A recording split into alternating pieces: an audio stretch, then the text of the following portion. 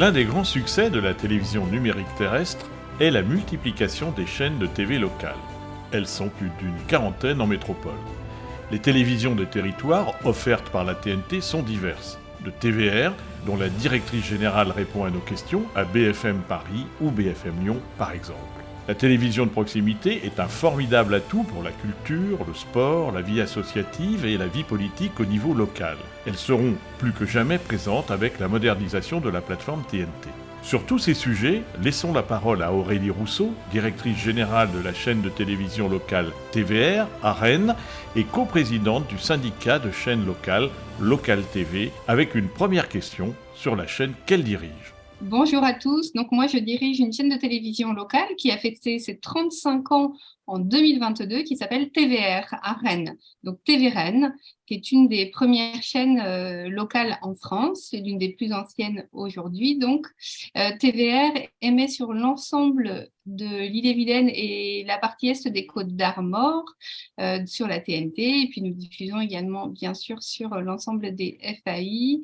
Et puis aujourd'hui sur le digital de manière intensive aussi.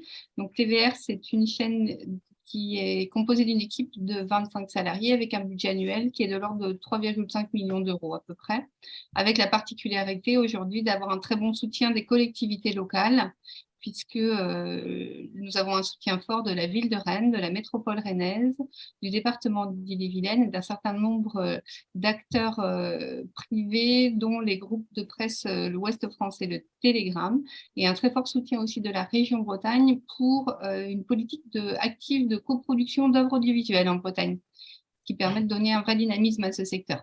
Pouvez-vous nous parler de l'association Local TV dont vous êtes coprésidente ? Je suis en effet également coprésidente avec Fabrice Schlosser, le dirigeant de Canal 32 à Troyes dans l'Aube.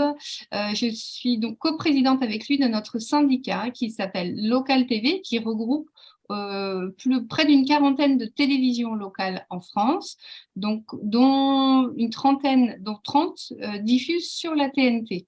Ce sont des chaînes qui sont toutes des chaînes indépendantes les unes des autres et qui sont aujourd'hui soit des filiales de la PQR, soit des chaînes indépendantes, soit des chaînes de statut privé-public comme TVR, puisque nous sommes une société d'économie mixte. Et aujourd'hui, ce sont des acteurs qui sont très différents les uns des autres, mais qui constituent le tissu pluraliste de la télévision locale en France. Pour en revenir au colloque, quel est votre sentiment sur la modernisation de la TNT ? Alors, la TNT est évidemment un enjeu extrêmement fort pour les télévisions locales, puisque c'est la garantie pour nous de pouvoir diffuser au plus grand nombre de manière gratuite, de manière accessible. Vous savez que les télévisions locales ne bénéficient pas malheureusement en France d'une très bonne exposition. Nous sommes relayés sur les FAI à minima sur le canal 30, qui ouvre sur une mosaïque de télévision locale et qui renvoie ensuite vers une numérotation de chaînes qu'on pourrait qualifier presque de pittoresque des fois, si je peux le dire ainsi. Et donc, voilà, vous savez que pour nous, la TNT est extrêmement importante parce que c'est la possibilité d'être retrouvée plus facilement. Par exemple, TVR à Rennes, c'est numéro 35, 35 comme le numéro de notre département. Et puis autrement, c'est à chaque fois entre 30 et 35, ce qui est déjà très loin, si vous voulez, par rapport pour nous donner la possibilité d'un développement, et notamment d'un développement économique qui soit cohérent et plus fort. Mais évidemment, la TNT, c'est aussi le gage pour tous les habitants de pouvoir avoir accès à une information de proximité qui soit de qualité. Vous savez que c'est aussi aujourd'hui pour les médias locaux un enjeu très fort, hein, à la fois démocratique et de souveraineté, d'avoir une information qui rend compte de ce qui se passe près de chez soi, en complément d'une information nationale et internationale, mais qui peut parfois être anxiogène pour nos concitoyens. Donc les télévisions locales offrent aussi cette valorisation du territoire, cette valorisation des initiatives qui se passent ailleurs qu'à Paris. Et ça, on le revendique très sincèrement et très fièrement, de dire c'est aussi la fierté des territoires que nous rendons compte chaque jour. Et c'est surtout, et ça j'y tiens énormément, cette envie, cet enthousiasme à parler des gens qu'on ne voit jamais ailleurs, ces invisibles qu'on ne voit jamais ailleurs sur les grandes chaînes de télé et qui ont énormément de place sur nos antennes. Et ça, c'est vrai que c'est aussi toute l'envie et toute la place qu'occupent les médias audiovisuels locaux, que ce soit les télévisions locales, que sont les télévisions locales et les radios, notamment avec qui nous travaillons beaucoup également. Et donc, ce rôle extrêmement important pour une information locale de qualité dans les territoires partout en France. Avec la TNT modernisée, il nous faut parler business. Quelle est votre analyse concernant la publicité segmentée ? Alors, concernant la pub segmentée, aujourd'hui, on reste assez observateur sur ces phénomènes parce qu'en effet, on voit bien le relais de croissance qu'espèrent les chaînes nationales sur la question de la pub segmentée.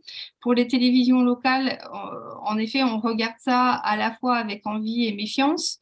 Il est important qu'il y ait une très forte régulation qui soit opérée par le législateur. C'est extrêmement important pour préserver l'équilibre des marchés publicitaires locaux, à la fois l'équilibre entre opérateurs audiovisuels et puis aussi l'équilibre avec les autres médias présents qui sont la PQR ou les radios. Donc la pub segmentée, elle peut être à la fois une opportunité pour nous, notamment en venant en surpression avec des opérateurs nationaux, et puis à la fois on l'étudie aussi avec une certaine appréhension en se disant attention, il y a des équilibres qui sont en place, qui sont en place, qui en même temps sont bouleversés par désormais la présence des GAFA. Vous imaginez bien qu'un nombre important de budgets publicitaires se déplace aujourd'hui vers des budgets sur le digital. Donc ça fait beaucoup de choses à gérer. Donc cette notion de publicité segmentée demande d'être vraiment prise en main par le politique, vraiment avec énormément de soucis des équilibres dans les territoires.